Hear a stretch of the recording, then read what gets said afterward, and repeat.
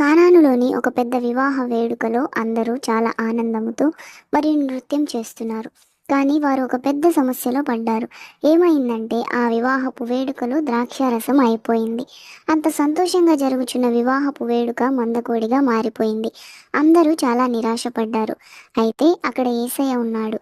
ఆయన ఎవరు ఊహించని విధంగా చేశారు. ఆయన ఖాళీ పాత్రలను తీసుకొని రమ్మన్నాడు. వాటిని నీటితో నింపమన్నారు. ఆ తరువాత ప్రార్థించి ఆ నీటిని అత్యంత రుచికరమైన ద్రాక్షారసంగా మార్చివేశారు. వివాహపు వేడుక మళ్ళీ వెలిగిపోయింది. ఎన్నడూ రుచి చూడని ద్రాక్షారసమును అక్కడి వారు రుచి చూశారు. నీరు ద్రాక్షారసంగా ఎలా మారిందో అని అక్కడి వారంతా ఆశ్చర్యపోయారు. మరొక రోజు 5,000 మంది ప్రజలు యేసయ్య చుట్టూ గుంపుగా చేరి ఆయన మాటలను శ్రద్ధగా ఆలకిస్తూ ఉన్నారు. ఈలోపు సూర్యుడు అస్తమించడం ప్రారంభించినప్పుడు ప్రతి ఒక్కరూ ఆకలితో ఉన్నారని శిష్యులు గ్రహించారు. కానీ వారు చుట్టూ గమనించినప్పుడు ఒక చిన్న పిల్లవాని వద్ద 5 రొట్టెలు 2 చేపలు మాత్రమే ఉన్నాయని గమనించారు. ఇంత చిన్న ఆహారం ఇంతమంది జనసమూహానికి అందించడం అసాధ్యమనిపించింది. కానీ యేసయ్య రొట్టె చేపలను తీసుకొని ఆకాశం వైపు చూసి దేవునికి కృతజ్ఞతలు తెలిపారు. అకస్మాత్తుగా ఆహారం చాలా బుట్టలకు నిండిపోయింది. అందరూ సమృద్ధిగా తిన్నారు.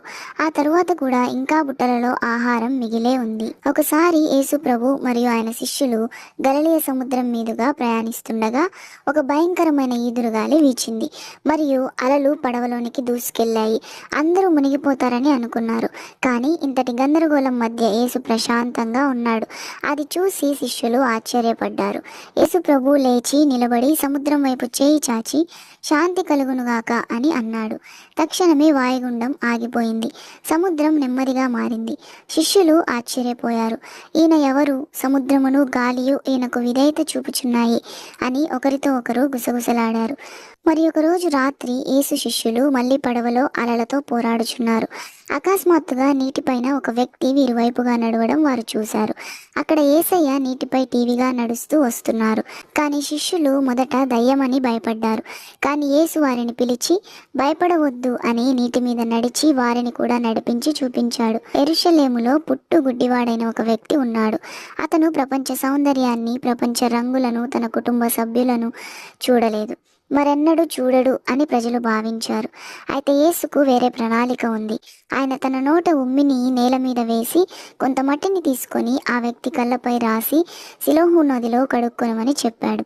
ఆ వ్యక్తి కడిగి కళ్ళు తెరిచినప్పుడు అతను మొదటిసారి ప్రతీదీ చూశాడు. నీలి ఆకాశం, సందడిగా ఉన్న వీధులు, అతని చుట్టూ ఉన్నవారి నవ్వుతున్న ముఖాలు అన్నీ చూశాడు. అతని ఆనందానికి అవధుల్లేవు. అతనిని చూసిన వారందరూ ఆశ్చర్యంతో నిండిపోయారు.